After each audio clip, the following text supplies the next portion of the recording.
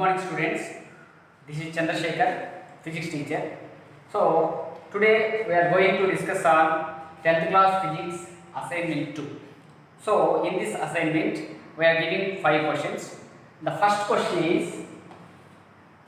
is what happens to the light ray when a transparent material with two curved surfaces placed in its path? So again I will tell you what happens to the light ray when a transparent material with two curved surfaces placed in its path.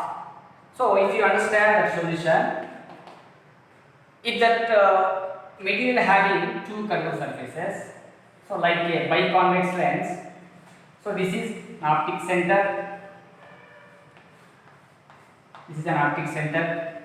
When the light ray is parallel to the principal axis, if you incident on the one curved surface of the lens, so here refraction takes place. Again, another refraction takes place. These light rays are traveling through focus. So here two refractions are takes place. Here two refractions are takes place. So this is the answer of the first question. Then coming to the second question. The second question is how does a light ray behaves when it is passed through a lens? How does a light ray behaves when it is passed through a lens? For example, in this case also we have to take one biconvex lens like this. So here this is an optic center. So here the light ray is passing. This is principal axis.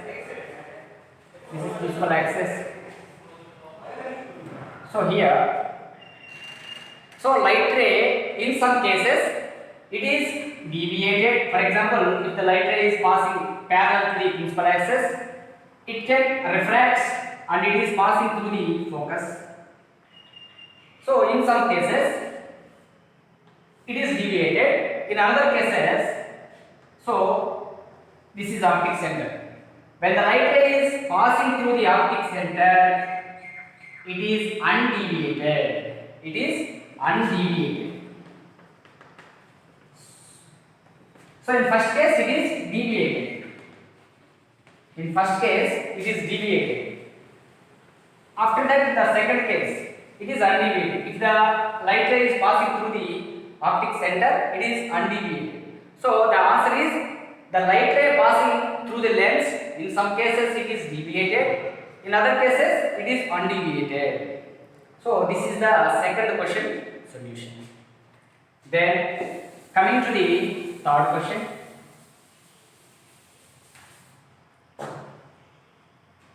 So in third question, a transparent glass sphere has a small opaque dot at its center. So does the apparent position of the dot appears to be the same as it is actual position when observed from outside? So here is third question. So one glass optic sphere is there. So here in center it is a opaque dot is there. So if you observe, this is a curved path. So here this is optic center P. So in this is an object, this is optic center. So if you understand that distance of optic center to the object, that is called object distance. So it is in reverse due to the sign conversion. Okay, so here we observe the refractive index of glass, refractive index of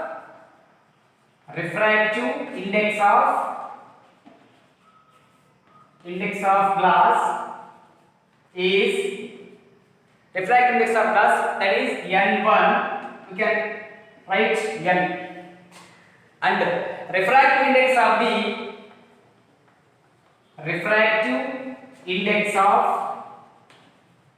air is N2, that is 1. Okay, here the object distance u is equal to minus Minus in the sense it is in reverse order. So this is the radius. So u is equal to minus r. So u is equal to minus r. At the same time, so radius of curvature r is equal to, here also minus r. Radius of curvature r is equal to minus r. Already we know the formula, that is n2 by u for n2 by v minus n1 by u is equal to n2 minus n1 by r. So substitute these values. So in this given equation we can write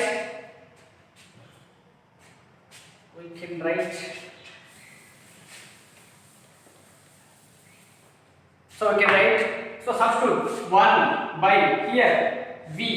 So n2 is equal to, already we know 1 by v minus n1 is equal to, n1 means n.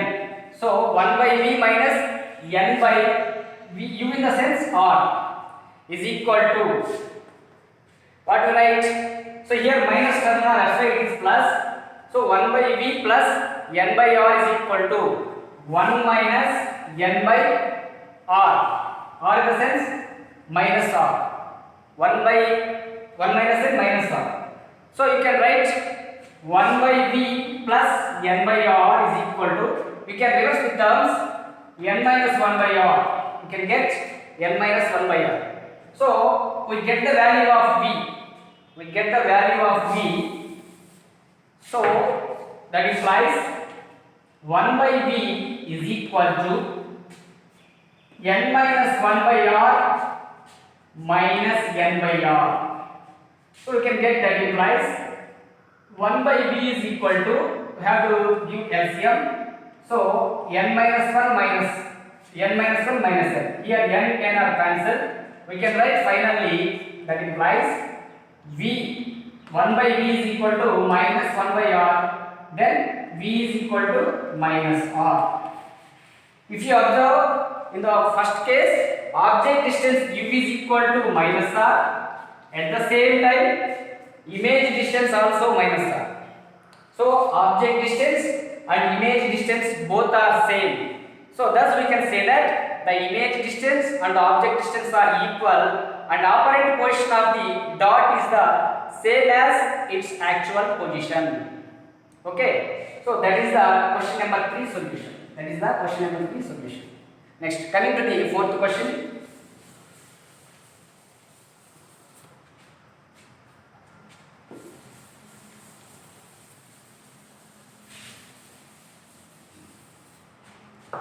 Next, coming to the fourth question. Define principal axis, optic center of lens, and radius of curvature and center of curvature. So these are all the technical terms we are using in lens. Okay, the first one is optic center. So by explaining this, we have to choose one biconvex lens like this. So here optic center in the sense, that means first one is principal axis. The line joining between two centers of curvatures is called as principal axis. Here the line joining two centers of curvature, that is C1 and C2. So that is called the principal axis. So the definition of principal axis is the line joining between two centers of curvatures is called principal axis. Next, optic center of lens. Second one is optic center. Optic center of lens. So optic center of lens in the sense, the midpoint of a thin lens is called optic center. So this is optic center. The representation with the P. This is optic center. That means the midpoint of that lens. We can call it as optic center. And second one and third one, radius of curvature. The distance between the center of curvature to the optic center, we can call it as radius of curvature. Okay, the distance between the center of curvature and the curved surface is called as radius of curvature. And last one, center of curvature C is called as the center of the sphere. The center of the sphere which contains the part of the curved surface is called as center of curvature. So it is denoted with C. Okay. Next, these are all the four technical terms in convex lens or whatever concave lens also. Coming to the fifth question. Finally, fifth question. So explain focal point and focal length. Focal length. So the terms focal point and focal length. So you can explain with the help of convex lens. Here, this is a biconvex lens. This is optic center. Here, the line joining to the center of curvature, we can call it as already know principal axis. Here, some parallel lines are passing through that lens. So it is refraction takes place. All the lines are meet at one point. That means nothing but a converging lens. So these are all meet at one point. So if you observe like this, so here this is called principal focus or focus. Principal focus or focus. So the distance between the center of the lens to the focal point, we can call it as focal length.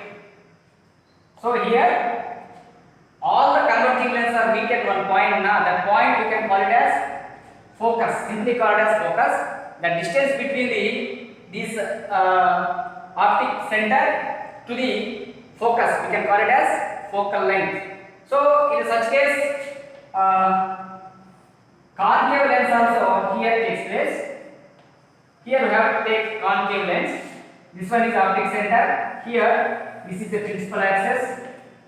So parallel lines are passing through the concave lens. So here diverging is takes place. That means it is in deviate in different directions like this. If you extend these diverging lines, all are meet at one point. Here also same. The distance between the optic center to the this is called focus point F, and here the distance between the focus to the pole, we can call it as focal length. This is all the diverging lines. The extending diverging lines are meet at one point. That point we can call it as focus. These are all the 5 questions in your assignment. Thank you, students.